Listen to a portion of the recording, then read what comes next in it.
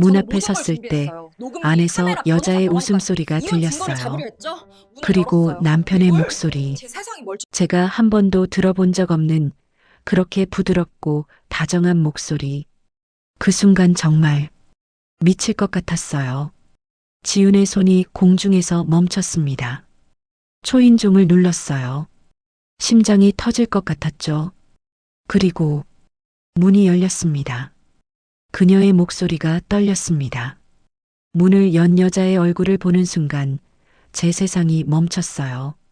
그건 20년 전 교통사고로 죽은 제 언니였으니까요. 어떻게 이럴 수가 있죠? 죽은 사람이 어떻게 거기 서 있을 수가 있어요?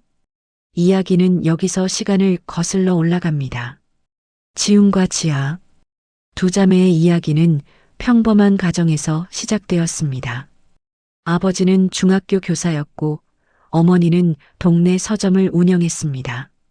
넉넉하지는 않았지만 따뜻한 가정이었습니다. 지아는 3살 많은 언니였습니다. 어린 시절부터 지아는 특별했습니다. 5살 때 처음 그림을 그리기 시작했는데 선생님들은 모두 그녀의 재능에 놀라워했습니다. 지아의 그림에는 무언가 특별한 것이 있었습니다. 단순한 크레파스 그림이었지만 그 안에는 세상을 바라보는 독특한 시선이 담겨 있었습니다. 반면 지우는 현실적이고 계획적인 아이였습니다. 언니가 상상의 나래를 펼칠 때 지우는 책상에 앉아 계획표를 짜고 있었습니다. 언니가 밤하늘을 보며 별자리 이야기를 만들어낼 때 지우는 천문학 책을 읽으며 실제 별의 이름을 외웠습니다. 완전히 다른 두 성격. 하지만 그 차이가 오히려 두 사람을 더 끈끈하게 만들었습니다. 초등학교 시절 지아는 학교에서 따돌림을 당한 적이 있었습니다. 너무 튀는 성격 때문이었습니다. 다른 아이들이 인형놀이를 할 때 지아는 운동장 구석에서 나뭇잎과 돌멩이로 작품을 만들었습니다. 아이들은 지아를 이상하다고 놀렸습니다. 그때 지훈이 나섰습니다. 2살 어렸지만 지훈은 언니를 지키기 위해 그 아이들 앞에 섰습니다. 작은 몸으로 언니를 감싸 안으며 소리쳤습니다. 우리 언니는 이상한 게 아니라 특별한 거야. 그날 이후 지아는 동생에게 말했습니다. 지훈아, 너는 내 세상에서 가장 든든한 기사야. 그리고 두 사람은 더욱 가까워졌습니다. 지아는 지훈에게 상상력을 가르쳐 주었고 지훈은 지아에게 현실을 사는 법을 알려주었습니다. 중학교에 들어가서도 두 자매의 관계는 변함없었습니다. 지아가 미술대회에 나갈 때마다 지훈은 언니의 출품작을 관리했습니다. 제출 기한을 체크하고 준비물을 챙기고 언니가 창작에만 집중할 수 있도록 모든 것을 도맡았습니다. 그리고 지아는 항상 상을 받았습니다. 시상식에 오를 때마다 지아는 관객석의 지훈을 찾아 손을 흔들었습니다. 그 손짓은 말하고 있었습니다. 이건 우리 둘의 상이야. 고등학교 시절 두 사람은 같은 학교에 다녔습니다. 지아는 3학년, 지훈은 1학년. 지아는 학교에서 유명인이었습니다. 미술부 부장이었고 전국 대회에서 대상을 받았으며 미술 선생님들의 총애를 받았습니다. 하지만 지아는 인기나 명예에 관심이 없었습니다. 그녀의 관심사는 오직 예술과 자유로운 영혼이었습니다. 지우는 조용히 자신의 길을 갔습니다. 성적은 우수했고 학급 부반장을 맡았으며 선생님들의 신뢰를 받았습니다. 두 자매는 서로 다른 세계에 살고 있었지만 방과 후면 언제나 함께였습니다. 학교 뒤편 작은 언덕이 그들만의 장소였습니다. 지아는 그곳에서 스케치북을 펼쳤고 지우는 옆에 앉아 책을 읽었습니다. 말이 없어도 편안한 그런 시간들이었습니다. 어느 날 저녁 지아가 지훈에게 물었습니다. 지훈아, 너는 뭐가 되고 싶어? 지훈은 잠시 생각하다가 대답했습니다. 나는 사람들을 돕는 사람이 되고 싶어. 변호사나 상담사 같은. 지아가 미소 지었습니다. 역시 너답다. 너는 항상 누군가를 지키려고 하잖아. 나처럼. 지훈도 웃었습니다. 언니는? 지아는 하늘을 바라보며 말했습니다. 나는 자유롭게 살고 싶어. 어디에도 얽매이지 않고 바람처럼. 그때는 몰랐습니다. 그 말이 예언처럼 이루어질 줄은. 지아가 대학교 2학년이 되던 해봄, 그녀는 민준을 만났습니다. 서울의 한 미술 전시회에서였습니다. 신진 작가들의 그룹 전시였는데 지아도 자신의 작품 3점을 출품했습니다. 추상화였지만 그 안에는 구체적인 감정이 살아 숨쉬고 있었습니다. 민준은 건축학과 3학년이었습니다. 전시회에 온 이유는 과제 때문이었습니다. 건축과 예술의 융합에 대한 리포트를 써야 했고 담당 교수가 이 전시회를 추천했던 것입니다. 민준은 그다지 기대하지 않았습니다. 의무적으로 온 것이었으니까요. 하지만 지아의 작품 앞에서 민준은 발을 멈췄습니다. 작품의 제목은 바람의 집이었습니다. 캔버스 위에는 형체를 알 수 없는 선들이 얽혀 있었습니다. 하지만 그것은 혼돈이 아니었습니다. 그 안에는 질서가 있었고 흐름이 있었고 무엇보다 자유가 있었습니다. 민준은 20분 동안 그 그림 앞에 서 있었습니다. 마음에 드세요? 뒤에서 목소리가 들렸습니다. 돌아보니 긴 생머리에 청바지를 입은 여자가 서 있었습니다. 그녀의 눈은 호기심으로 빛나고 있었습니다. 이 그림 그리신 분이세요? 민준이 물었습니다. 네. 저는 김지아라고 해요. 그렇게 두 사람은 만났습니다. 그날 전시회가 끝난 후 민준은 용기를 내어 지아에게 커피를 제안했습니다. 지아는 흔쾌히 승낙했습니다. 카페에서 두 사람은 5시간을 이야기했습니다. 예술에 대해, 건축에 대해, 꿈에 대해, 그리고 삶에 대해. 민준은 지아에게 끌렸습니다. 그녀의 자유로운 영혼, 세상을 바라보는 독특한 시각, 그리고 무엇보다 진실된 모습에. 지아는 가식이 없었습니다. 좋으면 좋다고 했고 싫으면 싫다고 했습니다. 사회적 기준이나 타인의 시선을 의식하지 않았습니다. 그런 지아가 민준에게는 신선한 충격이었습니다. 지아도 민준에게 매력을 느꼈습니다. 그의 진지함, 작품을 대하는 태도, 그리고 무엇보다 자신의 이야기를 진심으로 들어주는 모습에. 민준은 지아의 말을 흘려듣지 않았습니다. 그녀가 던지는 하나하나의 생각을 곱씹으며 자신의 의견을 나눴습니다. 지아는 그런 대화 상대를 만난 적이 없었습니다. 두 사람은 자연스럽게 자주 만나게 되었습니다. 주말마다 전시회에 갔고 공원을 산책했고 작은 카페에서 시간을 보냈습니다. 민준은 지아의 작업실에 가끔 들렀고 그녀가 그림을 그리는 모습을 지켜봤습니다. 지아는 민준에게 자신의 세계를 보여줬습니다. 캔버스 위의 세계뿐만 아니라 내면의 세계까지. 3개월이 지났을 때 민준은 고백했습니다. 한강 둔치에서였습니다. 석양이 지고 있었고 강물은 황금빛으로 물들어 있었습니다. 민준은 떨리는 목소리로 말했습니다. 지아 씨, 저는 당신을 사랑합니다. 지아는 웃었습니다. 그리고 민준의 손을 잡았습니다. 저도요, 민준 씨. 그렇게 두 사람의 사랑이 시작되었습니다. 뜨겁고 순수한 사랑. 민준은 지아에게 세상에서 가장 소중한 사람이었고, 지아는 민준에게 유일무이한 존재였습니다. 지아는 동생 지훈에게 민준을 소개했습니다. 그때 지훈은 대학교 1학년이었습니다. 세 사람은 신촌의 작은 이탈리안 레스토랑에서 만났습니다. 지훈은 민준을 처음 봤을 때 그가 언니에게 잘 어울리는 사람이라고 생각했습니다. 민준의 눈빛에서 진심을 읽을 수 있었습니다. 그는 지아를 정말로 사랑하고 있었습니다. 그날 저녁 집으로 돌아오는 길에 지아가 지훈에게 물었습니다. 어때? 민준 오빠. 좋아 보여.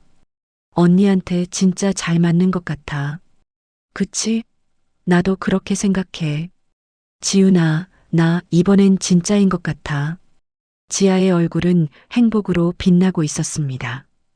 지훈은 언니의 그런 모습을 본 적이 없었습니다. 그녀는 진심으로 기뻤습니다. 언니가 행복하다니 그것만으로도 충분했습니다. 그 후 1년 동안 지아와 민준의 사랑은 깊어졌습니다. 두 사람은 함께 미래를 그렸습니다. 민준은 졸업 후 건축사무소에 취직할 계획이었고 지아는 대학원에 진학해 작품 활동을 계속하려 했습니다. 그리고 언젠가는 작은 집을 마련해서 지아의 작업실과 민준의 서재가 있는 공간에서 함께 살고 싶다고 했습니다. 하지만 행복은 오래가지 않았습니다. 지아가 25이 되던 해 가을, 그녀는 건강검진을 받았습니다. 몇 달 전부터 이유 없이 피곤했고 가끔 어지러움을 느꼈기 때문입니다. 처음에는 대수롭지 않게 생각했습니다. 과로나 스트레스라고 여겼습니다. 하지만 검사 결과는 충격적이었습니다. 희귀병이었습니다. 자가 면역 질환의 일종으로 몸의 면역 체계가 자신의 세포를 공격하는 병이었습니다. 담당 의사는 조심스럽게 말했습니다. 현재 의학으로는 완치가 어렵고 진행을 늦출 수는 있지만 멈출 수는 없다고. 길어야 2년이라고. 지아는 병원 복도에 멍하니 앉아 있었습니다. 손에 든 진단서가 떨리고 있었습니다. 25. 이제 겨우 25인데 아직 하고 싶은 일도 많고 보고 싶은 것도 많고 그리고 무엇보다 민준이와 함께 할 시간이 필요한데 하지만 지아는 오래 슬퍼하지 않았습니다. 그녀는 항상 현실을 직시하는 사람이었습니다. 슬퍼한다고 달라질 것은 없었습니다. 대신 지아는 선택을 했습니다. 민준에게서 떠나기로. 왜냐하면 지아는 알고 있었습니다. 민준이 자신을 얼마나 사랑하는지. 만약 병을 알게 되면 그는 모든 것을 포기하고 자신을 돌볼 것입니다. 자신의 꿈도 미래도 모두 접고 병든 연인을 간호하는데 인생을 바칠 것입니다. 지아는 그것을 원하지 않았습니다. 민준의 인생이 자신 때문에 멈춰서는 안 된다고 생각했습니다. 그날 저녁 지아는 민준을 만났습니다. 두 사람이 처음 만났던 카페였습니다. 민준은 환하게 웃으며 지아를 맞이했습니다. 하지만 지아의 표정을 보고 그는 웃음을 거뒀습니다. 무슨 일 있어? 지아는 준비했던 말을 꺼냈습니다. 민준아, 우리 헤어지자. 민준의 얼굴이 굳었습니다. 갑자기 왜 그래? 무슨 일이야? 아무 일도 없어. 그냥 내가 생각을 좀 해봤는데 우리가 잘 안 맞는 것 같아. 말도 안 돼. 어제까지만 해도 멀쩡했잖아. 대체 무슨... 민준아. 지아의 목소리가 단호했습니다. 나 다른 사람 생겼어. 거짓말이었습니다. 하지만 지아는 민준이 깨끗하게 떠날 수 있도록 가장 확실한 방법을 선택했습니다. 배신. 그것이 가장 효과적인 이별의 방법이라고 생각했습니다. 민준의 얼굴에서 핏기가 가셨습니다. 그는 믿을 수 없다는 표정으로 지아를 바라봤습니다. 지아는 눈을 피했습니다. 민준의 눈을 마주보면 자신도 무너질 것 같았으니까요. 누구야? 그건 중요하지 않아. 어쨌든 나는 더 이상 너를 사랑하지 않아. 미안해. 지아는 자리에서 일어났습니다. 뒤도 돌아보지 않고 카페를 나왔습니다. 밖으로 나오자마자 눈물이 쏟아졌습니다. 하지만 멈출 수 없었습니다. 이미 시작된 일이었으니까요. 민주는 그 자리에 한참을 앉아 있었습니다. 이해할 수 없었습니다. 아니, 이해하고 싶지 않았습니다. 사랑했습니다. 진심으로 사랑했습니다. 그런데 이렇게 갑자기 끝날 수 있는 걸까요? 다음 날 민주는 지아를 찾아갔습니다. 하지만 지아는 만나주지 않았습니다. 전화도 받지 않았고 문자에도 답하지 않았습니다. 민주는 일주일 동안 매일 지아의 집 앞에서 기다렸습니다. 하지만 지아는 나타나지 않았습니다. 절망에 빠진 민준을 본 것은 지훈이었습니다. 어느 날 저녁 지훈은 언니의 부탁으로 민준을 찾아갔습니다. 지아가 직접 만날 수는 없으니 동생이 대신 그를 위로해달라고 했습니다. 처음에 지훈은 거절했습니다. 그것은 너무 잔인한 부탁이었으니까요. 하지만 지아가 눈물로 애원했습니다. 지훈아, 제발. 내가 부탁할 수 있는 사람은 너밖에 없어. 민준이가 너무 걱정돼. 그가 무너지지 않도록 곁에 있어줘. 나 대신. 지훈은 결국 고개를 끄덕였습니다. 언니를 위해서라면 무엇이든 할 수 있었으니까요. 지훈이 민준을 처음 만난 것은 그가 자주 가던 한강 둔치였다. 민준은 벤치에 앉아 멍하니 강물을 바라보고 있었다. 지훈은 조심스럽게 다가가 옆에 앉았습니다. 오빠. 민준이 고개를 돌렸습니다. 지아의 동생을 보자 그의 눈에 희망이 떠올랐습니다. 지훈아, 지아가 뭐라고 하던? 내가 뭘 잘못한 거야? 도대체 왜? 지훈은 준비한 거짓말을 했습니다. 오빠, 언니는 진심이에요. 다른 사람을 만나고 있대요. 그것은 지아가 시킨 말이었습니다. 민준이 완전히 단념할 수 있도록. 민준은 고개를 떨구었습니다. 그의 어깨가 떨리고 있었습니다. 지훈은 가슴이 아팠습니다. 이 모든 것이 거짓말인데, 언니는 죽어가고 있는데, 하지만 말할 수 없었습니다. 지아와의 약속이었으니까요. 오빠, 울지 마세요. 지훈은 민준의 어깨에 손을 올렸습니다. 그것은 위로의 손길이었습니다. 하지만 그 순간 지훈은 알 수 없는 감정을 느꼈습니다. 민준의 떨리는 어깨, 그의 슬픔, 그리고 그 상처. 지훈의 마음에 무언가가 움직이기 시작했습니다. 그날 이후 지훈은 정기적으로 민준을 만났습니다. 언니의 부탁이었지만 어느샌가 지훈 자신도 그 만남을 기다리게 되었습니다. 두 사람은 함께 산책했고 카페에서 시간을 보냈고 때로는 아무 말 없이 나란히 앉아 있었습니다. 민준은 천천히 회복되고 있었습니다. 지훈의 존재가 큰 도움이 되었습니다. 그녀는 말이 많지 않았지만 그 침묵이 편안했습니다. 지아처럼 화려하지도 자유분방하지도 않았지만 지훈에게는 다른 매력이 있었습니다. 차분함, 안정감, 그리고 진실함. 3개월이 지났습니다. 어느 날 민준은 깨달았습니다.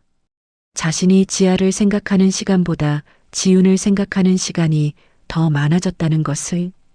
처음에는 죄책감을 느꼈습니다. 하지만 감정은 통제할 수 없는 것이었습니다. 지훈도 마찬가지였습니다. 어느 순간부터 그녀는 민준을 만나는 날을 손꼽아 기다리게 되었습니다. 그의 웃음에 기뻐했고 그의 슬픔에 함께 아파했습니다. 그리고 어느 날 지훈은 깨달았습니다. 자신이 민준을 사랑하게 되었다는 것을. 하지만 그것은 금기였습니다. 언니의 남자. 아니, 언니가 여전히 사랑하는 남자. 지훈은 자신을 질책했습니다. 어떻게 이럴 수 있냐고. 언니는 지금 죽어가고 있는데 자신은 언니의 사랑을 탐하고 있다고. 지훈은 밤마다 울었습니다. 죄책감과 사랑 사이에서. 그러던 어느 날 기적이 일어났습니다. 지아의 병이 호전되기 시작한 것입니다. 담당 의사도 놀라워했습니다. 실험적 치료법이 예상 외로 효과를 본 것입니다. 병의 진행이 멈췄고 오히려 증상이 개선되고 있었습니다. 6개월 후 지아는 완전히 회복되었습니다. 의학적 기적이었습니다. 지아는 살았습니다. 하지만 그 6개월 동안 세상은 이미 변해버렸습니다. 지아가 회복되었다는 소식을 들었을 때 지훈의 마음은 찢어지는 듯 했습니다. 언니가 살았다는 기쁨과 동시에 형언할 수 없는 죄책감이 밀려왔습니다. 지훈은 민준과 사랑에 빠져 있었으니까요. 그리고 민준도 지훈을 사랑하게 되었습니다. 어느 봄날 저녁 민준은 지훈에게 고백했습니다. 두 사람이 자주 가던 작은 공원이었습니다. 벚꽃이 흩날리고 있었습니다. 지훈아, 나 너를 사랑해. 지훈은 울음을 터뜨렸습니다. 기쁨의 눈물이 아니었습니다. 죄책감의 눈물이었습니다. 오빠 안 돼요. 우리는 안 돼요. 왜? 지아는 이미 나를 떠났잖아. 다른 사람을 만나고 있고. 지우는 진실을 말하고 싶었습니다. 언니가 병 때문에 떠난 것이고 다른 사람 같은 건 없다고. 하지만 말할 수 없었습니다. 지아와의 약속이었으니까요. 그래도 언니의 사람이잖아요. 지훈아, 사랑은 내가 선택할 수 있는 게 아니야. 나도 어쩔 수 없었어. 너와 함께 있을 때 나는 살아있는 것 같아. 지아와는 다른 새로운 감정이야. 지훈은 마음이 흔들렸습니다. 그녀도 민준을 사랑했으니까요. 진심으로. 하지만 언니는 어쩌죠? 언니가 돌아오면? 운명은 잔인했습니다. 바로 그 다음 날 지아가 연락을 해왔습니다. 완치되었다고. 이제 돌아갈 수 있다고. 지아가 집으로 돌아온 날 세 사람은 처음으로 한자리에 모였습니다. 지아의 집 거실. 어색한 침묵이 흘렀습니다. 지아는 민준과 지훈을 번갈아 바라봤습니다. 그리고 그녀는 모든 것을 알아챘습니다. 너희 둘 사랑하게 됐구나. 지훈이 고개를 숙였습니다. 민준은 아무 말도 할 수 없었습니다. 지아는 쓸쓸하게 웃었습니다. 괜찮아. 나야말로 미안해. 거짓말로 너희를 속였으니까. 지아는 모든 것을 털어놓았습니다. 병에 걸렸던 것, 민준을 보내기 위해 거짓말했던 것, 그리고 기적적으로 회복된 것. 민준은 충격에 빠졌습니다. 지우는 눈물을 흘렸습니다. 그럼 다른 사람은 없었던 거야? 민준이 물었습니다. 응. 미안해, 민준아. 너를 지키고 싶었어. 민준은 복잡한 표정을 지었습니다. 지아의 사랑이 얼마나 깊었는지 알 수 있었습니다. 하지만 동시에 이미 자신의 마음은 변해버렸습니다. 지아야, 나는 괜찮아. 지아가 민준의 말을 막았습니다. 나는 너희가 행복하기를 바라. 진심이야. 내가 먼저 떠났고 너희는 서로를 위로하면서 사랑하게 된 거잖아. 그게 자연스러운 거야. 언니. 지훈이 울먹였습니다. 미안해, 언니.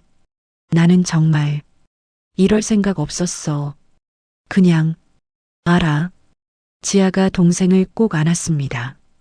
지훈아, 너는 잘못한 게 없어. 사랑은 죄가 아니야. 민준아, 너도. 하지만 지아의 떨리는 목소리, 억지로 짓는 미소. 지훈은 알고 있었습니다. 언니가 얼마나 아파하고 있는지. 그날 밤 지아는 짐을 싸서 집을 나갔습니다. 어디 가려고? 어머니가 물었습니다. 잠깐 혼자 있고 싶어요, 엄마. 곧 돌아올게요. 하지만 지아는 돌아오지 않았습니다. 한 달이 지나고 2달이 지났습니다. 연락도 끊겼습니다. 지우는 매일 언니를 찾았지만 지아는 모습을 드러내지 않았습니다. 그리고 3개월 후 비극이 찾아왔습니다. 경찰로부터 전화가 왔습니다. 지아가 교통사고로 세상을 떠났다고, 빗길에 미끄러진 트럭에 치였다고, 즉사였다고. 장례식은 조용했습니다. 지우는 관 앞에 무릎을 꿇고 하염없이 울었습니다. 민준도 울었습니다. 두 사람은 말할 수 없는 죄책감에 짓눌렸습니다. 우리 때문이라고, 우리가 죽인 거라고. 장례식이 끝난 후 지우는 언니의 방을 정리하다가 일기장을 발견했습니다. 마지막 페이지에는 이렇게 적혀 있었습니다. 지훈아, 민준아, 너희가 이걸 읽고 있다면 나는 아마 이 세상에 없겠지.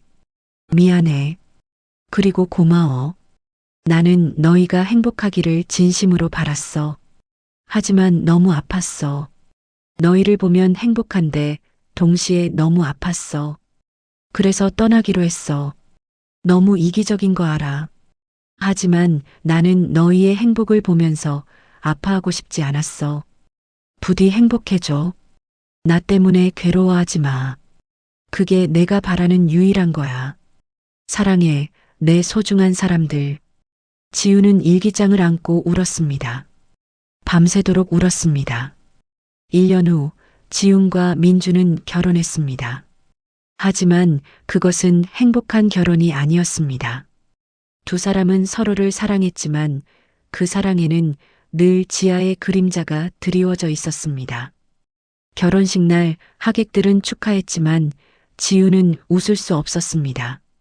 신부 대기실에서 거울을 보며 그녀는 생각했습니다. 이 자리에 있어야 할 사람은 나가 아니라 언니였다고. 민준 옆에 서 있어야 할 사람은 지아였다고. 신혼여행도 즐겁지 않았습니다. 민준은 지훈을 위해 애썼지만 두 사람 사이에는 보이지 않는 벽이 있었습니다. 밤마다 지훈은 악몽을 꾸었습니다. 지아가 나타나 자신을 원망하는 꿈. 깨어나면 땀에 젖어 있었습니다.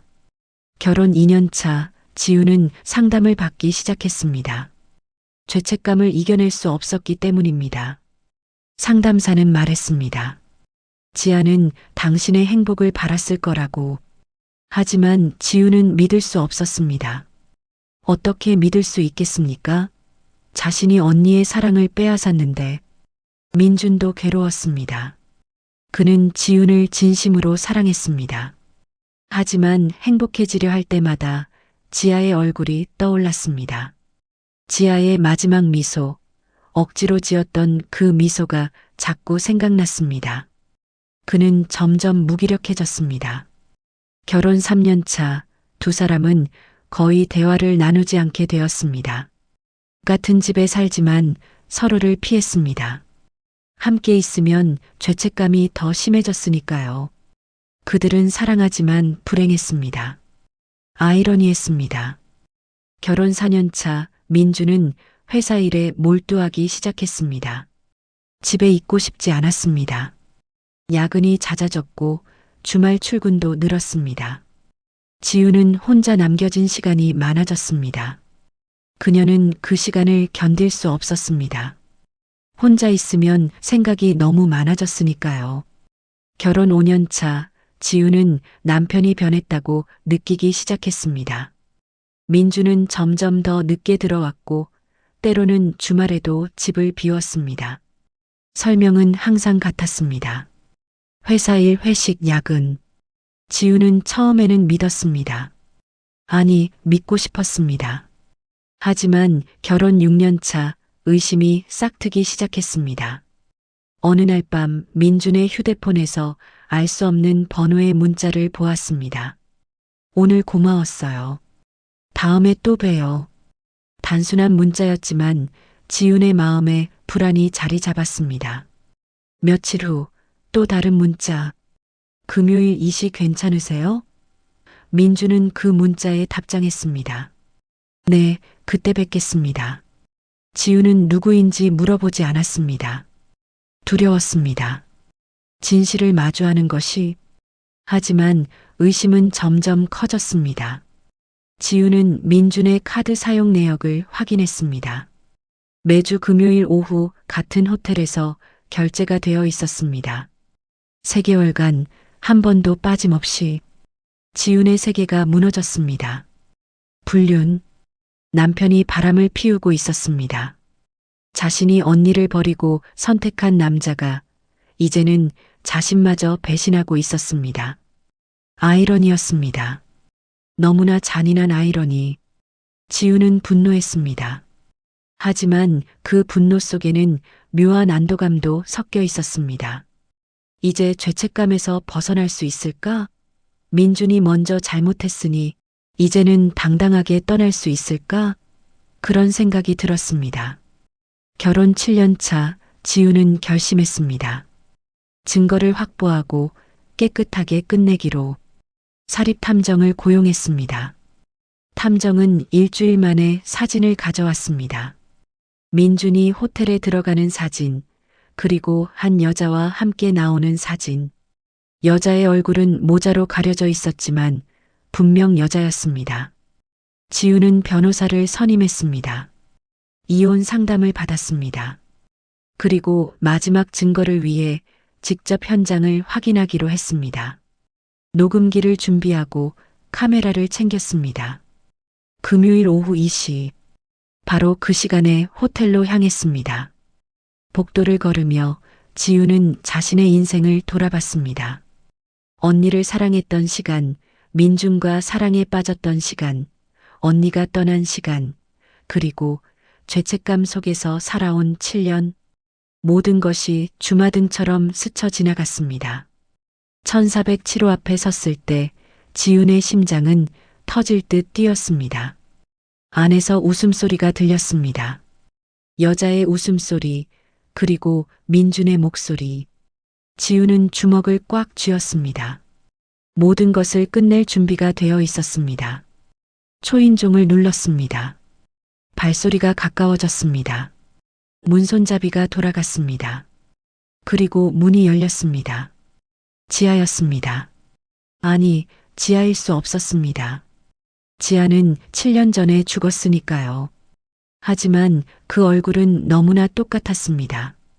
눈매, 코, 입술, 모든 것이 언니 그대로였습니다.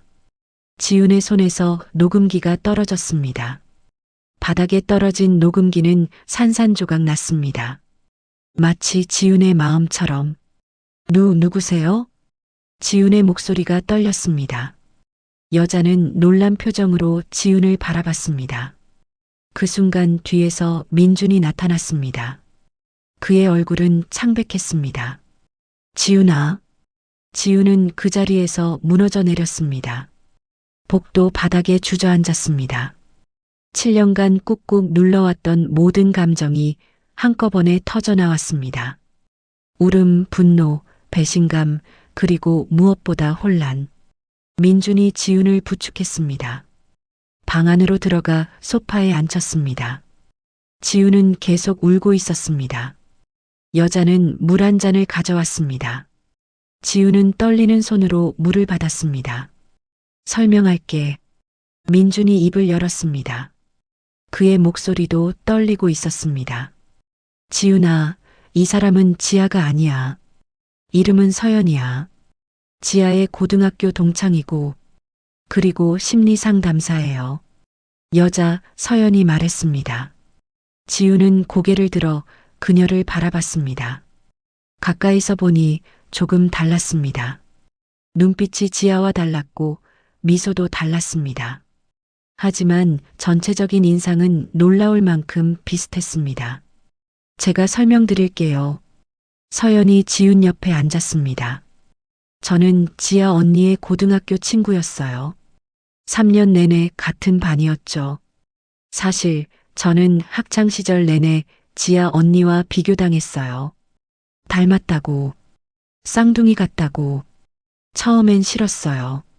저는 저인데 항상 지아를 닮은 애로만 불렸으니까요. 서연은 잠시 말을 멈췄다가 계속했습니다. 하지만 지아 언니는 달랐어요. 언니는 저를 제대로 봐줬어요. 닮았다는 것에 집착하지 않고 저 자체를 봐줬죠. 그래서 우리는 친해졌어요. 좋은 친구가 되었죠. 지아 언니가 세상을 떠난 후 저는 심리학을 공부하기로 결심했어요. 사람들의 아픔을 이해하고 싶었거든요. 대학원까지 마치고 지금은 상담센터를 운영하고 있어요. 지우는 말없이 듣고 있었습니다. 서연은 민준을 바라보며 말을 이었습니다. 6개월 전 민준 씨가 제 상담센터를 찾아왔어요. 처음 봤을 때 저도 놀랐어요. 지아 언니의 남자친구였던 분이니까요. 언니한테 사진으로 본 적이 있었거든요. 민준이 고개를 끄덕이며 말했습니다. 나는 한계였어, 지훈아. 우리 결혼 생활이. 나는 널 사랑해. 진심으로. 하지만 행복할 수가 없었어. 우리가 함께 있을 때마다 지아의 그림자가 보였어. 그리고 무엇보다 내가 불행한 게 보였어. 지우는 눈물을 닦으며 민준을 바라봤습니다. 너도 마찬가지였잖아. 우리는 서로를 사랑하지만 그 사랑이 죄악처럼 느껴졌어. 매일 밤 악몽을 꾸었어. 지아가 우리를 원망하는 꿈. 나는 미쳐가고 있었어, 지훈아. 그래서 상담을 받기 시작한 거예요. 서연이 말했습니다. 처음 몇 번은 힘들었어요. 민준 씨는 제 얼굴만 봐도 혼란스러워 했으니까요.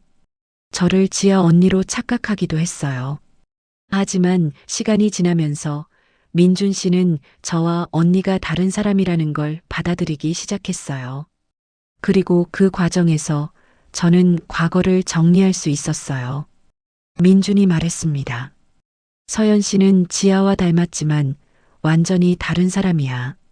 그 사실을 깨달으면서 나는 지아를 놓아줄 수 있었어. 지아는 과거야. 소중한 과거지만 그래도 과거야. 그리고 너는 현재야, 지훈아. 나는 너와 현재를 살고 싶어. 지훈은 혼란스러웠습니다. 분노는 사라졌지만 대신 복잡한 감정들이 밀려왔습니다. 그럼 불륜이 아니었어? 아니에요. 서연이 단호하게 말했습니다. 저와 민준 씨의 관계는 철저히 상담자와 내담자의 관계예요. 매주 금요일 2시간씩 상담을 진행했어요. 호텔을 이용한 건 상담센터에서는 다른 내담자들의 시선이 부담스러울 수 있어서였어요. 비공개 장소가 필요했거든요. 그리고 상담 내용의 대부분은 당신에 관한 것이었어요. 지훈 씨. 서연의 말에 지훈은 민준을 바라봤습니다. 나는 너를 제대로 사랑하고 싶었어, 지훈아. 죄책감 없이, 온전하게. 그래서 도움이 필요했어. 혼자서는 안 되더라고. 서연 씨의 도움으로 나는 조금씩 나아지고 있었어. 그리고 제가 민준 씨를 통해 알게 된 게 있어요. 서연이 지훈을 바라봤습니다. 당신도 상담이 필요하다는 걸요. 지훈 씨, 당신은 7년 동안 자신을 용서하지 않았어요. 언니를 배신했다고, 언니를 죽음으로 몰아넣었다고 스스로를 벌하며 살아왔죠. 지훈의 눈에서 또다시 눈물이 흘러내렸습니다. 서연의 말이 전곡을 찔렀기 때문입니다. 하지만 그건 사실이 아니에요. 당신은 아무것도 잘못하지 않았어요. 사랑에 빠진 것은 죄가 아니에요. 그리고 서연은 가방에서 봉투 하나를 꺼냈다. 이건 지아 언니가 저에게 맡긴 편지예요. 세상을 떠나기 전날 언니가 제게 주면서 부탁했어요. 지훈이가 정말 힘들어할 때 그때 전해달라고. 지훈의 손이 떨렸습니다. 봉투를 받는 손이 너무나 떨렸다. 저는 오랫동안 그 편지를 간직하고 있었어요. 언제 전해야 할지 몰랐거든요. 하지만 민준 씨를 통해 당신의 상황을 알게 되었고 이제가 그때라고 판단했어요. 지우는 떨리는 손으로 봉투를 열었습니다. 익숙한 지아의 필체. 눈물로 글씨가 번졌지만 지우는 읽었습니다. 사랑하는 내 동생 지훈아. 이 편지를 읽고 있다면 너는 지금 많이 힘들 거야. 서연아, 우리 지훈이가 정말 힘들 때 이 편지를 전해줘. 고마워. 지훈아, 언니가 먼저 말할게. 너는 잘못한 게 하나도 없어. 민준이도 잘못한 게 없어. 사랑은 죄가 아니야. 언니는 그 사실을 너희가 깨닫기를 바라. 언니가 떠난 건 너희 때문이 아니야. 언니 스스로 선택한 거야. 병에 걸렸을 때 언니는 생각했어. 민준이한테 짐이 되고 싶지 않다고. 그래서 거짓말하고 떠났어. 그리고 기적적으로 회복했을 때 언니는 또 생각했어. 이미 세상은 변해버렸다고.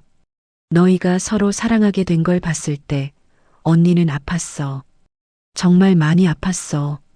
하지만 동시에 언니는 알았어. 그게 자연스러운 일이라는 걸. 민준이는 슬픔 속에서 위로가 필요했고, 너는 민준이를 위로하다가 사랑하게 된 거잖아. 그게 뭐가 잘못된 거야? 언니가 떠난 건 너희가 불편해서가 아니야. 언니 자신이 불편했던 거야. 너희의 행복을 진심으로 바라면서도 그 행복을 보는 게 고통스러웠어. 그건 너희 잘못이 아니야. 언니의 약함이야. 그날 교통사고는 정말 사고였어. 언니는 새로운 시작을 준비하고 있었어. 제주도로 가서 작업실을 차릴 계획이었어. 그날은 이사 준비를 하러 가던 길이었어. 비가 내렸고 트럭이 미끄러졌고 그게 다야. 누구의 잘못도 아니야. 지훈아, 제발 부탁이야. 민준이와 행복해져. 죄책감 속에서 살지 마. 그게 언니를 가장 슬프게 하는 거야. 언니는 천국에서, 아니 어디에서든 너희가 웃으며 사는 모습을 보고 싶어. 너는 언니한테 세상에서 가장 소중한 사람이야. 민준이도 마찬가지야. 그러니까 서로 사랑하면서 살아줘. 당당하게, 떳떳하게. 그게 언니한테 줄 수 있는 가장 큰 선물이야. 사랑해, 지훈아. 영원히 사랑해. 그리고 민준아, 너도. 우리 지훈이 잘 부탁해. 언제나 너희를 사랑하는 언니, 지아가. 편지를 다 읽은 지훈은 한참을 울었습니다. 민준도 함께 울었습니다. 서연도 조용히 눈물을 닦았습니다. 그 작은 호텔방에서 세 사람은 오랫동안 말없이 눈물을 흘렸습니다. 시간이 얼마나 지났을까요? 지훈이 먼저 입을 열었습니다. 언니는 날 용서했구나. 용서할 게 없었어요. 서연이 말했습니다. 지아 언니는 처음부터 당신을 원망하지 않았어요. 단지 자신의 아픔을 감당하기 힘들었을 뿐이에요. 그리고 그 아픔마저도 언니는 스스로 치유하려 했어요. 당신에게 짐을 지우지 않기 위해서. 나는 7년 동안 뭘 한 거야. 지훈이 말했습니다. 나는 언니한테 죄를 지었다고 생각하면서 민준이한테도 제대로 사랑을 주지 못했어. 우리는 서로 사랑하면서도 불행했어. 그게 언니가 가장 원하지 않았던 건데. 맞아. 민준이 지훈의 손을 잡았습니다. 우리는 지아를 기억하는 방식을 잘못 선택했어. 죄책감으로 기억하는 게 아니라 감사함으로 기억했어야 했어. 지금부터라도 늦지 않았어요. 서연이 두 사람을 바라보며 말했습니다. 지아 언니가 바랐던 대로 이제 행복하세요. 그게 언니를 가장 잘 기억하는 방법이에요. 그날 밤 지훈과 민주는 호텔방을 나와 함께 걸었습니다. 7년 만에 처음으로 두 사람은 진짜 대화를 나눴습니다. 숨겨왔던 모든 감정을, 억눌렀던 모든 말을, 쌓여있던 모든 오해를 하나하나 풀어냈습니다. 미안해, 지훈아. 나는 내가 불행한 걸 알면서도 어떻게 해야 할지 몰랐어. 나도 미안해, 민준아. 나는 너를 의심했어. 불륜이라고 생각했어. 이해해. 내가 제대로 설명하지 않았으니까. 아니야. 내가 먼저 너를 믿었어야 했어. 우리는 부부잖아. 이제부터는 달라질 거야. 나는 너한테 모든 걸 말할게. 숨기지 않을게. 나도. 그리고 민준아. 지훈이 걸음을 멈추고 민준을 바라봤습니다. 사랑해. 진심으로. 이제는 죄책감 없이 말할 수 있어. 민준이 지훈을 껴안았다. 두 사람은 한강 다리 위에서 한참을 그렇게 서 있었습니다. 지나가는 사람들이 쳐다봤지만 신경 쓰지 않았습니다. 처음으로 두 사람은 자유로웠습니다. 다음 날 지우는 서연에게 연락했습니다. 저도 상담을 받고 싶어요. 좋아요. 기다리고 있었어요. 그렇게 지훈도 상담을 시작했습니다. 매주 화요일 2시간씩 서연의 도움으로 지훈은 천천히 하지만 확실하게 치유되어 갔습니다. 7년간 쌓인 죄책감을 내려놓는 것은 쉽지 않았습니다. 하지만 지훈은 포기하지 않았습니다. 상담을 받으면서 지훈은 깨달았습니다. 자신이 복수하려 했던 것은 민준이 아니라 사실은 자기 자신이었다는 것을, 7년간 자신을 용서하지 못했던 것, 자신을 사랑하지 못했던 것, 그 죄책감이 민준에 대한 의심으로, 불신으로, 그리고 복수심으로 변질되었던 것입니다. 한 달 후 지훈과 민준은 함께 상담을 받기 시작했습니다. 부부 상담. 서연은 두 사람에게 과제를 주었습니다. 매일 저녁 서로에게 감사한 점 3가지를 말하기. 작은 것이라도 좋으니 매일 찾아보라고 했습니다. 처음에는 어색했습니다. 하지만 시간이 지나면서 두 사람은 서로에게 감사한 점이 얼마나 많은지 깨닫기 시작했습니다. 아침에 커피를 내려준 것, 퇴근길에 꽃을 사온 것, 피곤한데도 이야기를 들어준 것.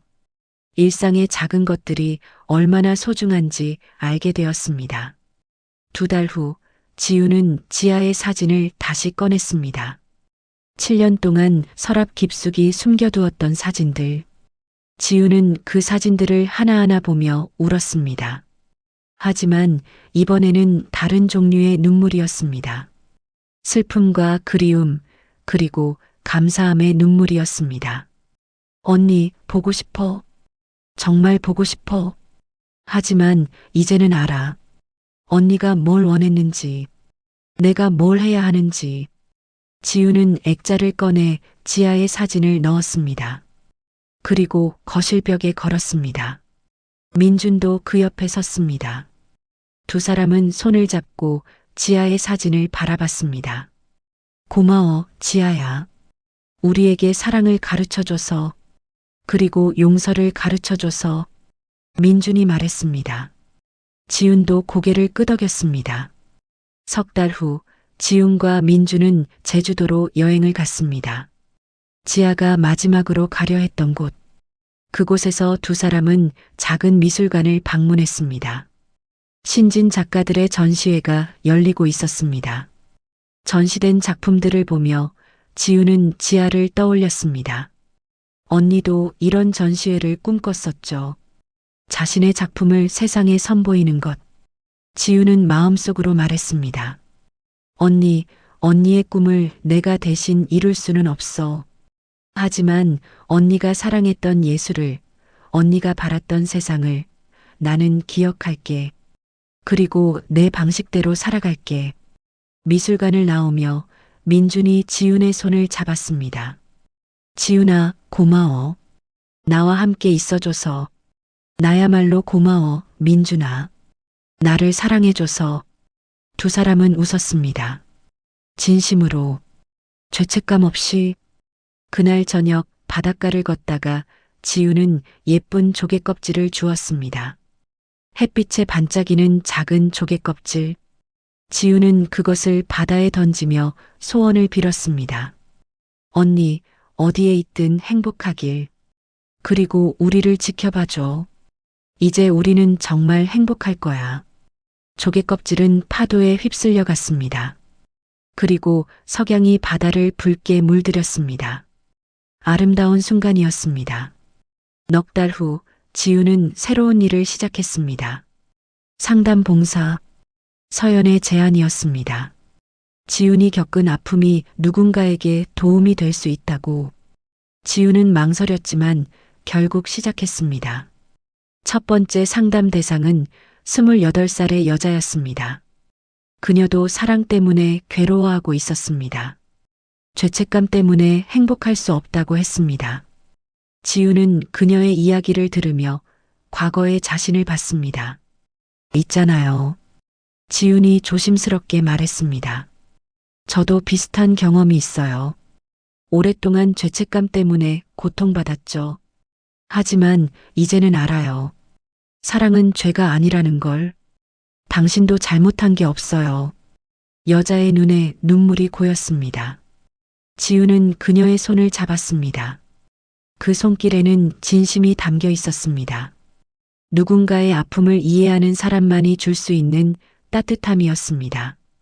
그날 저녁 집으로 돌아온 지우는 민준에게 말했습니다. 오늘 참 뿌듯했어.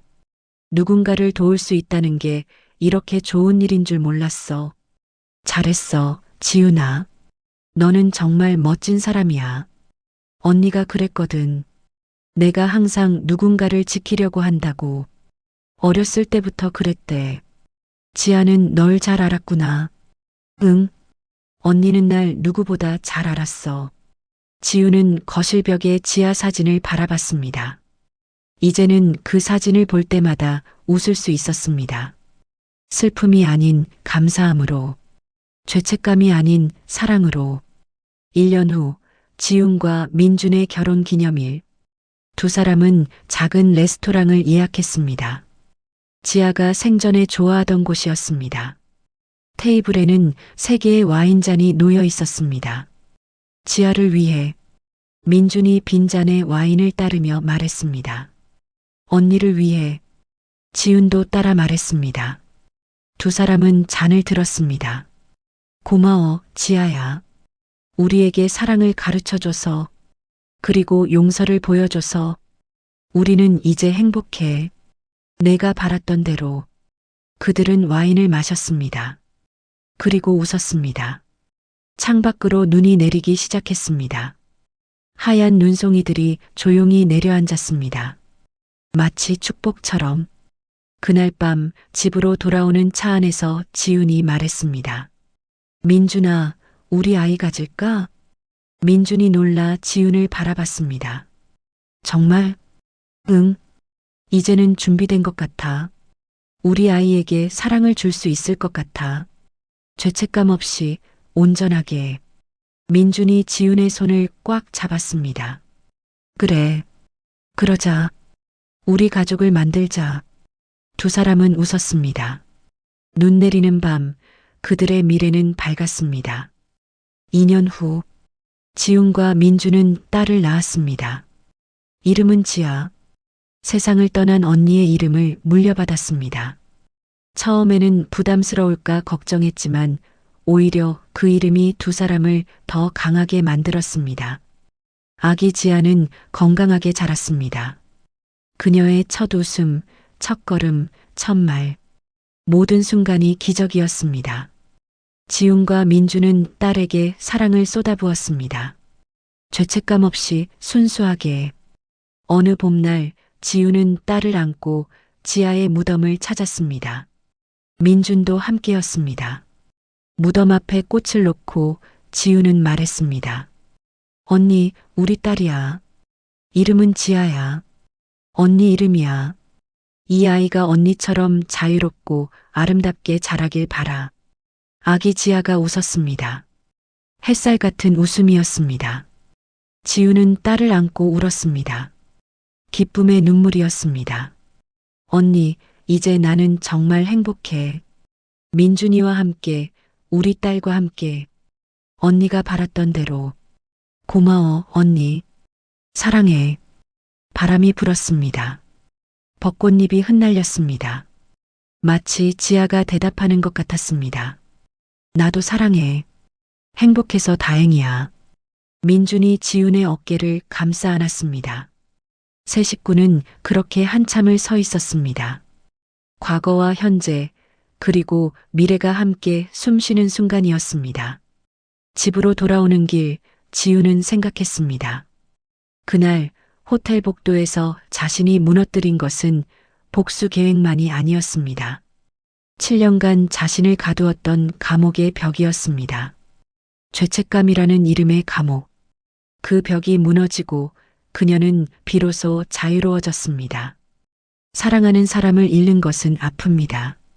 하지만 더 아픈 것은 그 아픔에 갇혀 살아가는 것입니다. 지아는 그것을 알았습니다. 그래서 편지를 남겼습니다. 동생이 자유로워지길, 행복해지길 바라며. 진정한 사랑은 상대방이 행복하기를 바라는 것입니다. 설령 그 행복이 자신과 함께하는 것이 아니더라도. 지아는 그런 사랑을 보여줬습니다. 그리고 지우는 그 사랑을 이해하는데 7년이 걸렸습니다. 하지만 늦지 않았습니다. 깨달았으니까요. 이제 지우는 압니다. 죄책감 속에서 사랑하는 것과 진심으로 사랑하는 것의 차이를, 그리고 후자가 얼마나 아름다운지를. 그날 저녁 아기 지아를 재우고 지훈과 민주는 거실에 앉았습니다. 벽에 걸린 지아의 사진을 바라보며 두 사람은 손을 맞잡았습니다. 우리 잘 살고 있지? 지훈이 물었습니다. 응, 우리는 잘하고 있어. 민준이 대답했습니다. 지아도 기뻐할까? 당연하지. 지아는 지금 어디선가 우리를 보며 웃고 있을 거야. 지우는 미소 지었습니다. 그리고 속으로 말했습니다. 언니 고마워. 사랑을 가르쳐줘서, 용서를 보여줘서, 그리고 무엇보다 나를 자유롭게 해줘서. 사랑은 때로 복잡하고 아프지만 결국 우리를 자유롭게 합니다. 진정으로 사랑한다면 그 사람은 우리가 행복하기를 바랄 것입니다. 그리고 그 사랑을 받아들이는 것, 자신을 용서하는 것, 그것이야말로 진정한 용기입니다. 지우는 그 용기를 찾았습니다. 7년이 걸렸지만 결국 찾았습니다. 그리고 이제 그녀는 자유롭습니다. 사랑하고 사랑받고 행복할 자유. 그것이 지아가 마지막으로 준 선물이었습니다. 사랑은 죄가 아닙니다. 죄책감 속에서 사는 것이 죄입니다. 진정으로 당신을 사랑하는 사람은 당신이 행복하기를 바랍니다. 과거를 용서하고 현재를 온전히 살아가십시오. 그것이 사랑하는 사람들에게 줄 수 있는 가장 큰 선물입니다. 이 이야기는 죄책감과 용서, 그리고 진정한 사랑에 대한 이야기입니다. 우리는 때로 사랑하는 사람을 위해 스스로를 희생합니다. 하지만 진정한 사랑은 상대방이 자신 때문에 고통받는 것을 원하지 않습니다. 지아는 그것을 알았습니다. 그래서 지훈과 민준이 행복하기를 바랐습니다. 하지만 지훈과 민준은 그 사랑을 받아들이지 못했습니다. 7년 동안 그들은 죄책감 속에서 살았습니다. 서로를 사랑하면서도 불행했습니다. 그것이 지아가 가장 원하지 않았던 일인데도 말입니다. 지훈이 호텔에서 복수를 계획했던 것은 사실 자기 자신에게 복수하려는 것이었습니다. 자신을 용서하지 못했던 것. 그것이 민준에 대한 의심과 불신으로 나타난 것입니다. 하지만 서연의 얼굴을 보는 순간 모든 것이 무너졌습니다. 그리고 그 무너짐이야말로 새로운 시작이었습니다. 지아의 편지는 지훈에게 용서를 가르쳐 줬습니다. 자신을 용서하고 과거를 놓아주고 현재를 살아가는 용기를 말입니다. 이 이야기를 읽는 모든 분들께 묻고 싶습니다. 여러분은 과거의 어떤 것 때문에 현재를 온전히 살지 못하고 있나요? 누군가에 대한 죄책감 때문에 스스로를 행복하지 못하게 만들고 있지는 않나요? 진정으로 당신을 사랑했던 사람이라면 당신이 행복하기를 바랄 것입니다. 그러니 과거를 용서하십시오. 자신을 용서하십시오. 그리고 현재를 살아가십시오. 사랑은 죄가 아닙니다. 사랑은 자유입니다. 오늘의 이야기 마음에 닿았다면 구독과 좋아요로 함께 해주세요.